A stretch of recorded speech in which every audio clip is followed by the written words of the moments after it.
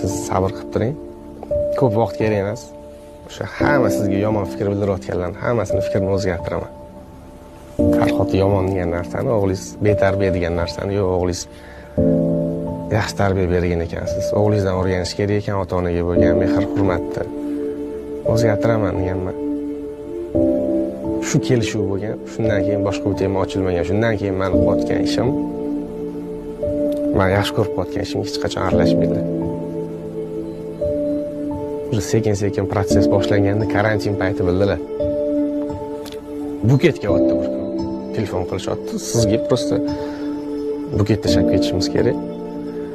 Katta buket, ikkita katta ichida открыткада yozilgan. Ruschada faqat tili yozilgan.